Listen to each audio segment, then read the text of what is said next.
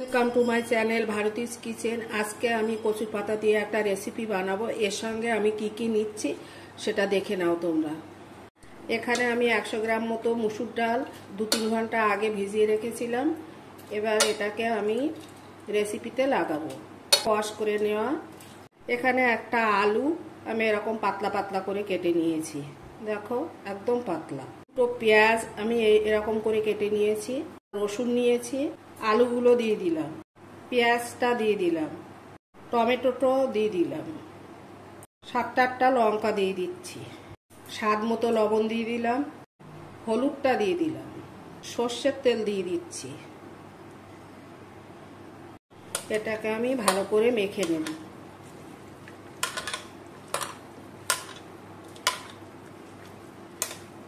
আমি একটা fry pan নিয়েছি, এই ফ্রাই প্যানে আমি রান্না করব। ফ্রাই প্যানে আমি কচুর পাতাটা দিয়ে দিচ্ছি। প্রথমে একটু কচুর পাতা লবণ দিয়ে দিচ্ছি, 2টো কাঁচা লঙ্কা দিয়ে দিচ্ছি। একইভাবে আমি সবগুলো পাতা করে নেব।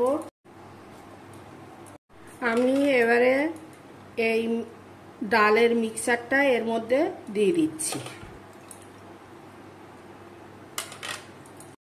পাশ দিয়ে যদি একটু জল পড়ে যায় কোনো অসুবিধা নেই, এটা আমি ঢেকে রান্না করব।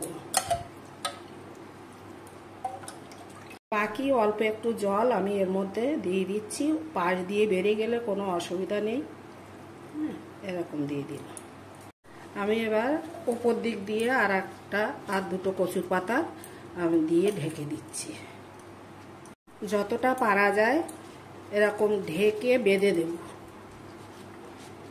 এরকম করে। বাঁধাটাকে তোমাদের আমি ভালোভাবে দেখিয়ে দিতে পারলাম না, কারণ এখানে ছোট জায়গা। তোমরা তোমাদের মতন করে মোটামুটি এরকম ঢাকা থাকলেই হবে। গ্যাসে আমি এটা বসিয়ে দিয়েছি। প্রথমে হাই হিটে একটুখানি রান্না করে নেব, তারপর একদম ধিমে আছে ঢাকা দিয়ে রান্না করব। ঢাকাটা দিয়ে দিলাম। এটা রান্না হতে একটু সময় লাগবে, ধৈর্য ধরে দেখো তোমরা সবাই ভিডিওটা।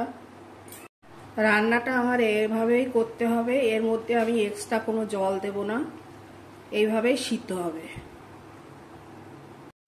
আমার এটা সিদ্ধ হয়ে গেছে মোটামুটি। জলটা একেবারে মরে গেলে তারপরে নামাবো।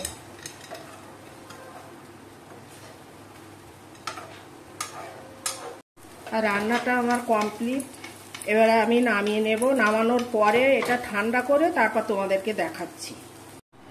এটা সবে সবে নামালাম তো, প্রচণ্ড গরম। আমি সুতোগুলো সব খুলে ফেলে দিলাম, টেনে টেনে নামিয়ে দিচ্ছি। দেখো এরকম করে আমি এই কচুর পাতাটা সরিয়ে দিচ্ছি। ডালটা দেখো কত সুন্দর একদম গলে গেছে, আলুটাও তাই। এই দেখো, এই আমার মুসুর ডালের ভর্তা। এটা খুব টেস্টি হয় খেতে। তোমরা এইভাবে রান্না করে দেখো, খুব সুন্দর হবে। কচুর পাতাটা একটু আলাদা করে ভর্তা বানাচ্ছি। কচুর পাতাটা আমি আলাদা করে এর মধ্যে খুলে নিয়েছিলাম। আমি এর মধ্যে একটু পেঁয়াজ দিয়ে দিচ্ছি, একটু সর্ষের তেল দিয়ে দিচ্ছি, লবণ দিয়ে দিচ্ছি অল্প। আগে কচুর পাতা লবণ দেওয়া ছিল। এখানে আমি 3টে শুকনো লঙ্কা দিয়ে দিচ্ছি। এবার এটাকে ভালো করে মেখে নেব। দেখো, খুব যদি তাড়াতাড়ি থাকে একসঙ্গে এইভাবে 2টো তরকারি রান্না হয়ে যায়। এটা খেতে যেমন সুস্বাদু। আমার কচুর পাতা ভর্তা আর মুসুর ডালের ভর্তা একসঙ্গে আমি বানিয়ে নিলাম।